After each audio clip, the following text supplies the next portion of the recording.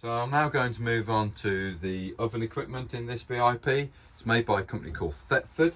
I really do like this new variant that they've actually produced this year. It's got almost I'm going to call it an imitation. It might not be imitation, but it's almost like a cast iron pan support. Really strong, really sturdy. It may be cast iron actually, but I don't know for definite. But it has as features, we've got one electric ring and then followed by 3 remaining gas rings. Those operations are on the front edge here.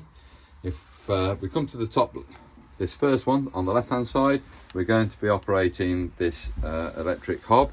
We can rotate it anti-clockwise or clockwise, depends on which way you want to go. And I'm just going to wait until I feel that getting warm, which it is now, so you're going to have to trust me, that's getting warm. Okay, so the first area I went to was on number 6 over on the right hand side, and if I went anti-clockwise it was going to number 1. So you can turn that valve right round all the way around to number 6 and back again should you wish to. So depends on which way you want to access it.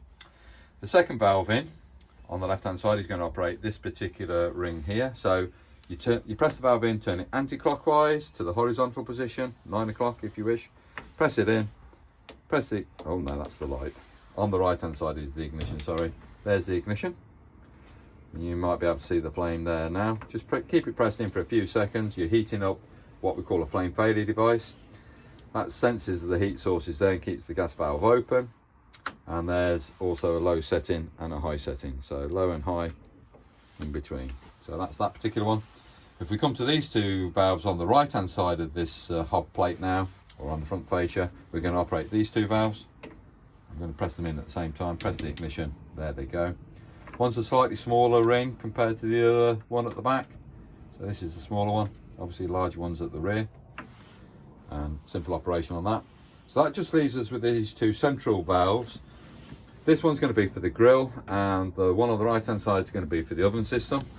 So I'm just going to lower the grill pan door down, take out the grill pan itself, not particularly well. It's got a removable handle. The handle just comes in on a 45-degree location just to make it easier. You don't want that there in transit, but also so you can remove it for when you are going to wash the grill pan itself. If you've got some crumbs or fat or something like that, you need to clean it. Remove the handle, it just makes things a lot easier. And obviously these are the booklets which just then explain the workings of this particular appliance. So do refer to them if you are struggling with its operation, but it's very simple. Left hand valve centrally, turn it again anti-clockwise to the full flame, which is at 9 o'clock position, press it in, press the ignition, away the flame goes.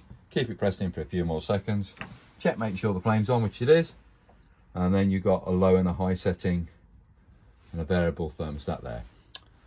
So that is the grill, and then you're going to come to the oven system. It's quite nice that Coachman provides you 2 shelves in the VIP model range, so you've got 2 oven shelves, as you can see. Obviously you can got a 3rd position where one of those shelves can be located in a higher location.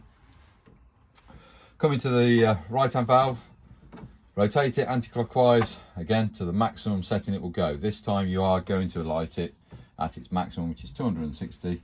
Press it in, there's the flame, you see it's all on.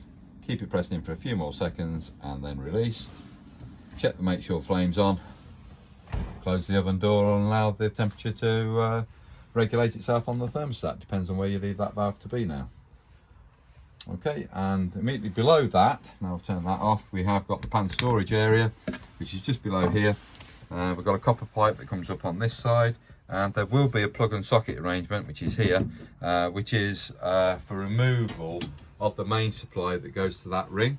If I just get this plug here, bear with me a second. There we go. So this is the plug system. If that's not located, which I'm going to put back in again now when I can find it, blind, there we go. It's located in now, and then that's going to make that ring work correctly again. Okay, so I'll just put my hand back on there. And yes, that's nice and warm again. Okay, happy on the operation of that. We're now going to move on to the microwave.